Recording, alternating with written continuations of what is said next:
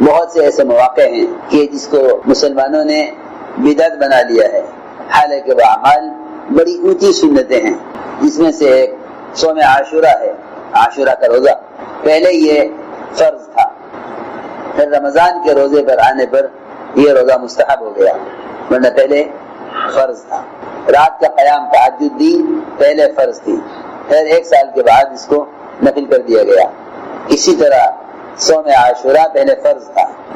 یہود یہ روزہ رکھتے تھے کیونکہ اور یہ روزہ فرعون سے نجات کے شکرانے میں رکھا جاتا تھا۔ اس امت محمدیہ صلی اللہ علیہ وسلم کی جہاں بہت ساری فضیلتیں ہیں، اس میں خصوصیت یہ بھی ہے کہ اس امت کی جسمانی قوت بھی کم اور اس امت کی عمریں بھی کم، پچھلی امتوں کی عمریں زیادہ ہوتی، اس امت کی عمر بھی کم اور جسمانی قوت بھی پچھلی قوموں سے بہت کم ہے۔ حضور اکرم صلی اللہ علیہ وسلم کو اس کا فکر تھا کہ میری امت کی عمریں پچھلی امتوں کے مقابلے میں کم ہیں، 60-70 کے درمیان میری امت کی عمریں بتا دی گئی مجھے۔ اب میری امت اعمال میں دوسری امتوں سے آگے کیسے بڑھے گی؟ وہ 500-500 سال، 400-400 سال، 300-300 سال عمل کریں اور میرا امتی 60-70 سال کے درمیان کی عمر تک عمل کرے، تو میری امت اعمال میں آگے کیسے بڑھے گی؟ تو اللہ رب العزت نے ایسے اعمال اس امت کو عطا فرما دیے کہ یہ اپنے کم وقت میں زیادہ عمل کا اجر کما سکتے ہیں۔ اس لیے جو فضائل اور اجور اس امت کو دیے گئے ہیں اعمال کے، وہ پچھلی امتوں کو نہیں دیے گئے۔ لیکن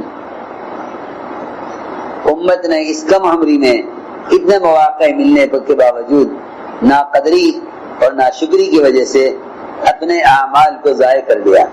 عمل ضائع ہوتا ہے 2 چیزوں کی کمی سے، ایک احتساب کی کمی، دوسرے علم کی کمی۔ علم اور احتساب، جس عمل میں یہ 2 چیزیں نہ ہوں وہ عمل بدعت بن جاتا ہے۔ احتساب نہ ہو تو عمل عادت بن جائے گا، اور علم نہ ہو تو عمل بدعت بن جائے گا۔ ساری جتنی بدعات ہیں وہ صرف اس لیے ہیں کہ اس عمل کی تو خبر ہے لیکن اس عمل سے متعلق علم کی خبر نہیں ہے کہ یہ عمل کیوں ہے۔ بہت سے ایسے مواقع ہیں کہ جس کو مسلمانوں نے بدعت بنا لیا ہے، حالانکہ وہ اعمال بڑی اونچی سنتیں ہیں، جس میں سے ایک صوم عاشورہ ہے، عاشورہ کا روزہ۔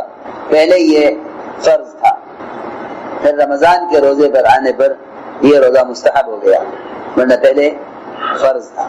رات کا قیام تہجد بھی پہلے فرض تھی، پھر 1 سال کے بعد اس کو نفل کر دیا گیا۔ اسی طرح صوم عاشورہ پہلے فرض تھا۔ یہود یہ روزہ رکھتے تھے کیونکہ اور یہ روزہ فرعون سے نجات کے شکرانے میں رکھا جاتا تھا۔ آپ نے دیکھا کہ یہود روزہ رکھتے ہیں، یہ کیوں رکھتے ہیں؟ کہ یار ہم اس لیے روزہ رکھتے ہیں کہ اس مہینے میں اس دن ہمیں نجات ملی تھی فرعون سے، اس لیے بنی اسرائیل روزہ رکھتے تھے اس کے شکرانے میں۔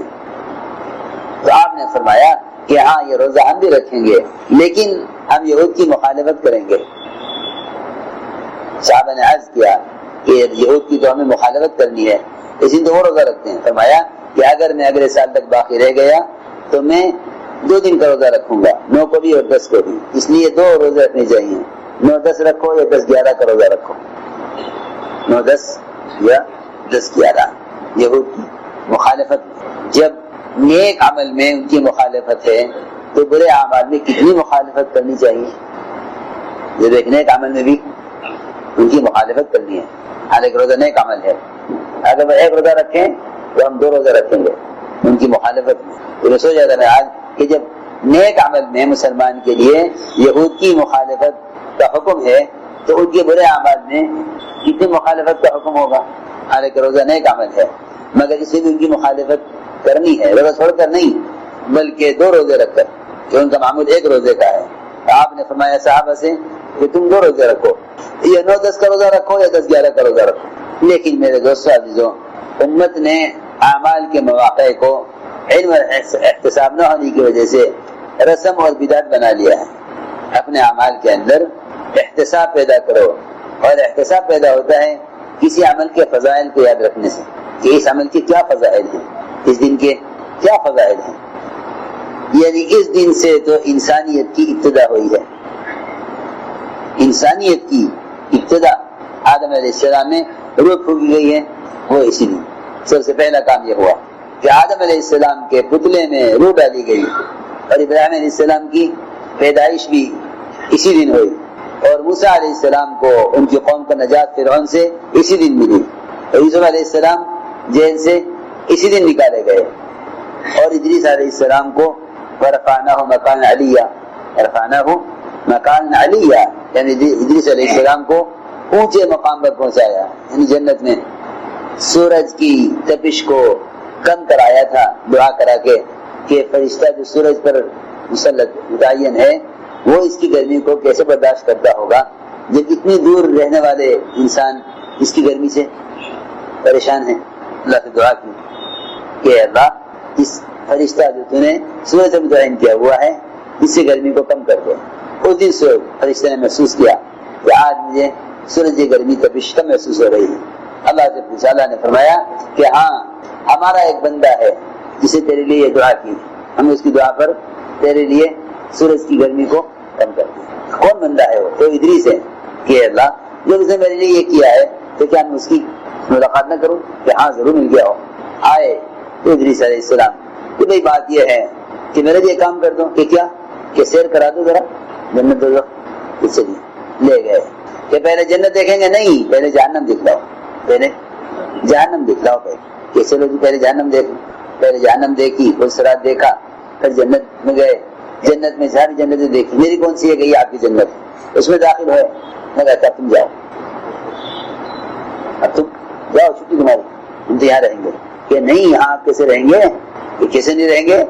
اللہ نے فرمایا ہے جو جنت میں داخل ہو جائے گا وہاں سے کبھی نکالا نہیں جائے گا. تو اس نے کہا اللہ نے یہ بھی تو کہا ہے وَإِن مِّنكُمْ إِلَّا وَارِدُهَا كَانَ عَلَىٰ رَبِّكَ حَتْمًا مَقْضِيًّا، یہ بھی تو کہا اللہ نے.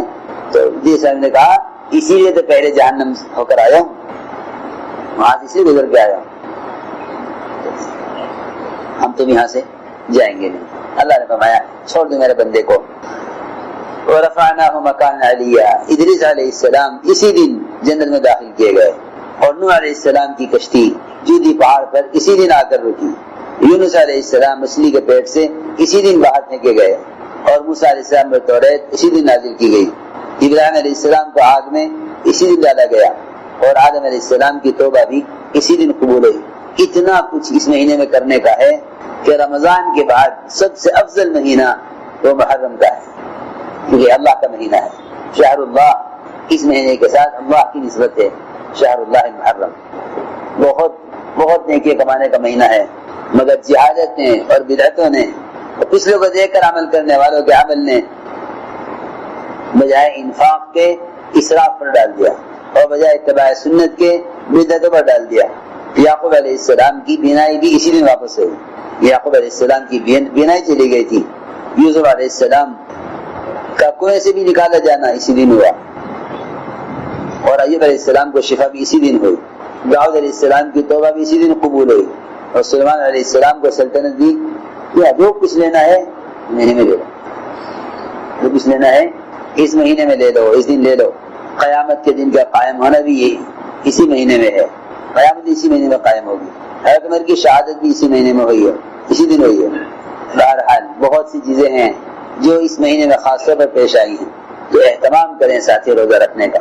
ہاں لیکن اللہ کے راستے کی نقل و حرکت میں کمی نہ آنے دیں. صحابہ کرام اللہ کے راستے کی نقل و حرکت میں تاخیر نہیں کرتے تھے، اگرچہ ان کو خروج کی وجہ سے رمضان کے روزے بھی چھوڑنے پڑے.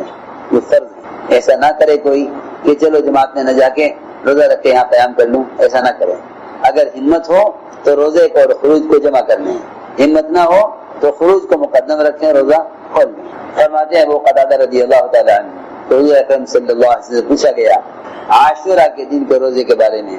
فرمایا 1 سال کے گناہ معاف کرا دیتا ہے روزہ، 1 سال کے گناہ. ایک روایت ابن عباس فرماتے ہیں رضی اللہ عنہما، یہ فرمایا حضور اکرم صلی اللہ علیہ وسلم نے، بلکہ حضور اکرم صلی اللہ علیہ وسلم نے روزہ رکھا عاشورہ کے دن کا، بلکہ حکم فرمایا اس دن کے روزے کا.